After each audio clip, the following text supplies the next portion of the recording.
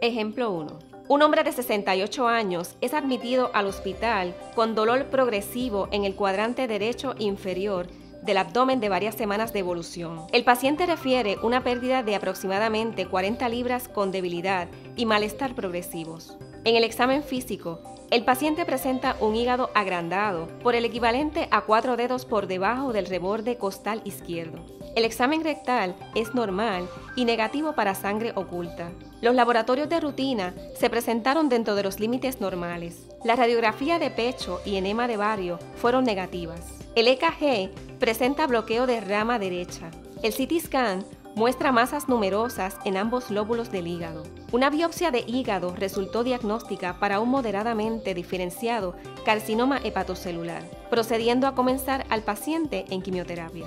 Luego de 3 meses del diagnóstico, el paciente se presenta con pérdida aguda de su función hepática junto a trombosis venosa profunda en su muslo izquierdo, siendo readmitido al hospital. En el tercer día intrahospitalario, el paciente desarrolla un embolismo pulmonar agudo, el cual le causa la muerte 30 minutos más tarde. En el encasillado 24, la parte 1, indique la cadena de eventos, enfermedades, lesiones o complicaciones que directamente causaron la muerte. No indique eventos terminales como paro cardíaco, paro respiratorio o fibrilación ventricular sin mostrar la etiología. Registre una causa por línea. Añada líneas adicionales de ser necesario. No utilice abreviaturas y utilice letra de molde. En este caso, la causa inmediata es embolismo pulmonar, con un intervalo aproximado desde el inicio hasta la defunción de 30 minutos. Condiciones predisponentes: trombosis venosa profunda del muslo, con un intervalo aproximado desde el inicio hasta la defunción de 3 días. Fallo hepático agudo, con un intervalo aproximado desde el inicio hasta la defunción de 3 días. Y siempre se escribe al final la causa básica que inició los eventos que resultaron en la muerte. En este caso, carcinoma hepatocelular, con un intervalo aproximado desde el inicio hasta la defunción de 3 meses. Ejemplo 2. Caso de un hombre de 75 años admitido al hospital con queja de dolor severo en el pecho. Presenta un historial de 10 años de enfermedad arteriosclerótica cardíaca con cambios electrocardiográficos de isquemia del miocardio y varios episodios de fallo cardíaco congestivo, controlado con administración digital y diuréticos. 5 meses previos a la presente admisión, el paciente fue diagnosticado con anemia, hematocrito de 17 y sangre oculta en excreta. Un enema de bario mostró una masa polipoide de gran tamaño en el ciego diagnosticada como carcinoma por biopsia. Debido al historial cardíaco del paciente, no fue considerado como candidato a cirugía. En su lugar, le fueron administradas 5 semanas de radioterapia y transfusiones de sangre según requeridas.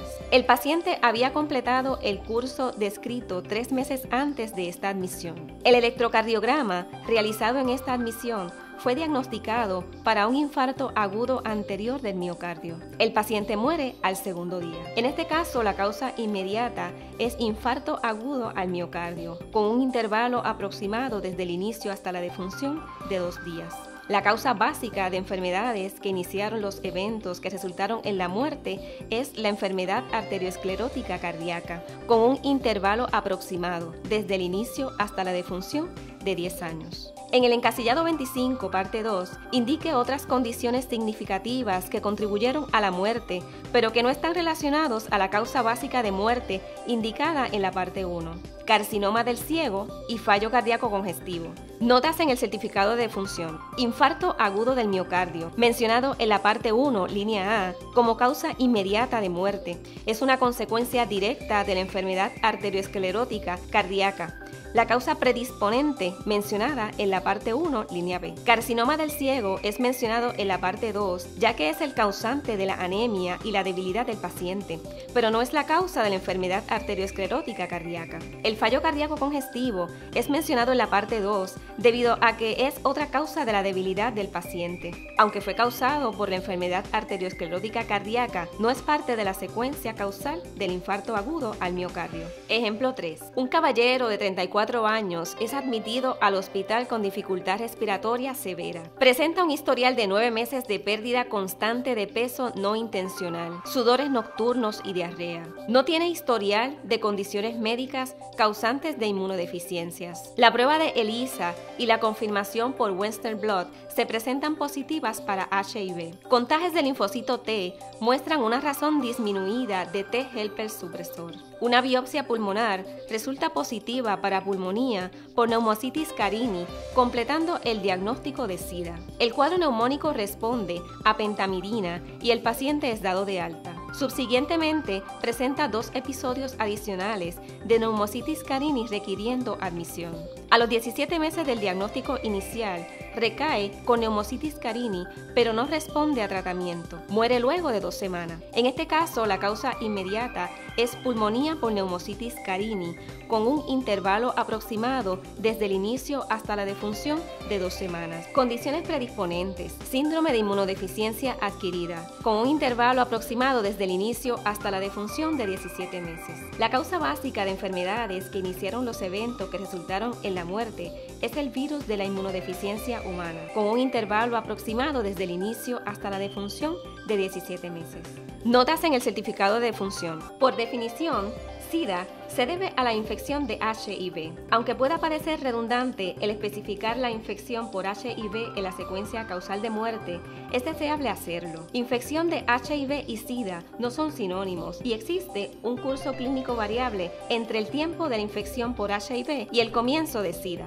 Ejemplo 4. Un hombre de 75 años presenta un historial de 10 años de bronquitis crónica asociada a haber fumado 2 cajetillas al día por más de 40 años. Cuando fue evaluado por su médico, unos 2 años antes de su episodio terminal, su FEV1 estaba reducido y el FVC no respondía a broncodilatadores. Durante el último año, requirió corticosteroides preventivos para evitar las sibilancias y tos en las noches. Sin embargo, se le hizo imposible reducir su hábito de fumar a menos de 1 cajetilla al día. Evaluado 3 meses antes de su episodio final, su FEV1 estaba severamente reducido y su FVC no respondía a broncodilatadores. Despertó una noche quejándose de tos y empeoramiento de su disnea. Fue llevado a la sala de emergencia, donde fue diagnosticado con exacerbación severa de su enfermedad pulmonar obstructiva crónica. Fue admitido al hospital. Se aceptó su deseo de no ser conectado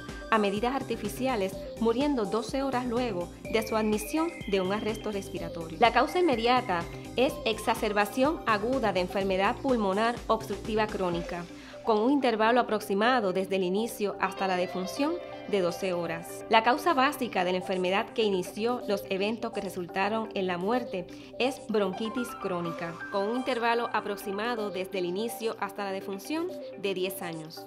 Notas del certificado de defunción. En este caso, el arresto respiratorio es considerado el mecanismo de muerte y no es mencionado en la causa inmediata de muerte. Ejemplo 5. Una dama de 75 años presenta un historial de 15 años de diabetes mellitus insulinodependiente, 13 años de hipertensión leve en tratamiento con tiazidas y un infarto al miocardio no complicado 6 años antes de su presentación actual. Fue encontrada desorientada en su apartamento y conducida al hospital. En admisión se encontró inconsciente, sin hallazgos neurológicos focales, severamente deshidratada, con una presión arterial de 90/60.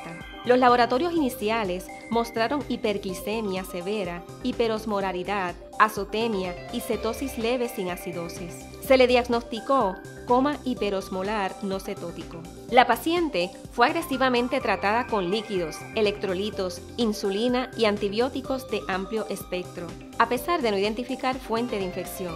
Luego de 72 horas, su estado hiperosmolar e hiperglicémico fue resuelto. Sin embargo, continuó anúrica con azotemia progresiva. Intentos de diálisis renal fueron infructuosos y la paciente falleció en el 8º día de admisión de fallo renal severo. La causa inmediata es el fallo renal agudo, con un intervalo aproximado desde el inicio hasta la defunción de 5 días. Condiciones predisponentes es coma hiperosmolar no cetótico, con un intervalo aproximado desde el inicio hasta la defunción de 8 días. La causa básica de la enfermedad que inició los eventos que resultaron en la muerte es diabetes mellitus insulinodependiente, con un intervalo aproximado desde el inicio hasta la defunción de 15 años. En el encasillado 25, parte 2, indique otras condiciones significativas que contribuyeron a la muerte, pero que no están relacionadas a la causa básica de muerte indicada en la parte 1. Hipertensión e infarto al miocardio.